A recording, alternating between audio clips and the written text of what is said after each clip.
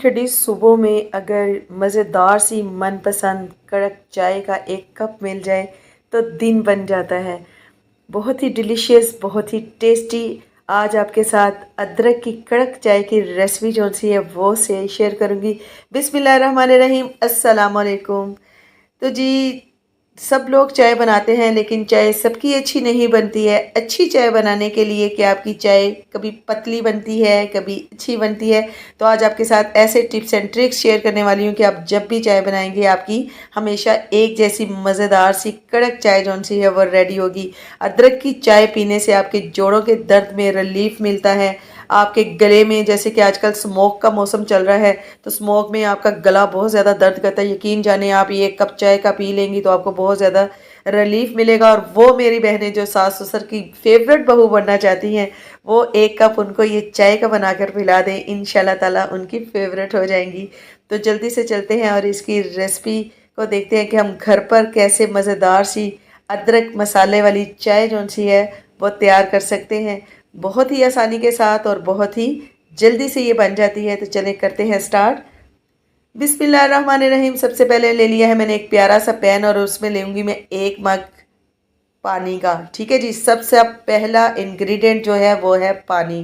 तो आपने 1 कप चाय बना रही हूँ मैं, तो 1 कप मैं पानी लूँगी।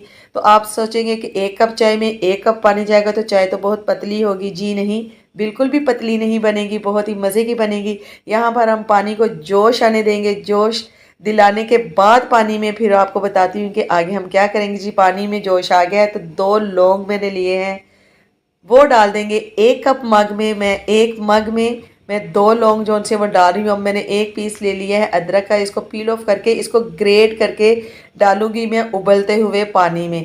ठीक है जी, इसको चॉप करके या आपने वैसे नहीं डालना है, इसको ग्रेट करके डालना है। जब आप ग्रेट करके अदरक को डालेंगे ना तो देखिएगा इसका फ्लेवर जो सा है कितना ज़्यादा बढ़ जाएगा, इसका मज़ा। और बहुत ही मज़े की हमारी मसाला चाय जो सी है वो तैयार हो जाएगी इंशाल्लाह ताला। तो ये देखें जी, चाय में जोश आ रहा है, पानी में सॉरी। और इसमें अदरक जो सी है हम इसे तकरीबन तकरीबन 3 से 4 मिनट तक पकाएंगे अच्छे तरीके से। और ये देखें पानी जो सा है उसका कलर चेंज हो चुका है अदरक और लौंग की वजह से। ठीक है जी, तो इसको अभी हम मज़ीद पकाएंगे जी। और ये देखें, ये पानी जो हम कहवा जो बना रहे हैं ये चाय की बेस है। तो जब हम 1 कप डालेंगे तो जब हम इसे इतना पकाएंगे तो चाय जो पानी है ये हमारा काफ़ी कम क्वांटिटी में बचता है। ठीक है जी, तो इसलिए चाय हमारी जो सी है ना वो पतली क्यों बनती है वो भी आगे आगे आपने देखते जाना है, वीडियो को स्किप नहीं करना। सारे टिप्स एंड ट्रिक्स आपको बताने वाली हूँ। अब जी जोश आ रहा है, 3 से 4 मिनट हो गए हैं। अब इसमें मैंने 1 टीस्पून डाल दिया है चाय पत्ती का। ठीक है जी, ये मैं टपाल दानेदार यूज़ कर रही हूँ। आपने ठंडे पानी में या डायरेक्ट दूध में पत्ती को शामिल नहीं करना है, आपकी चाय मज़े की भी नहीं बनेगी और कड़क भी नहीं बनेगी। अब इसे मज़ीद हम 2 से 3 मिनट तक पकाएंगे पत्ती के साथ। ठीक है जी, ताकि अच्छे तरीके से इसका कलर भी आ जाए और कहवे में सारी मसाले जो उनसे हैं वो यकजान हो जाए। ये देखें जी, कितने बड़े बड़े से उबाल आ रहे हैं। यहाँ पर हम डालेंगे चीनी। चीनी कभी भी आपने दूध मिक्स करने के बाद नहीं डालनी है, उससे आपकी चाय पतली बनती है। तो आपने कहवे के अंदर ही चीनी को डालना है और इसको मज़ीद 2 मिनट तक हम पकाएंगे। 2 मिनट हो चुके हैं। अब 1 मग जिसमें मैंने पानी लिया था उसी में मैंने फुल फैट दूध लिया है जी सॉरी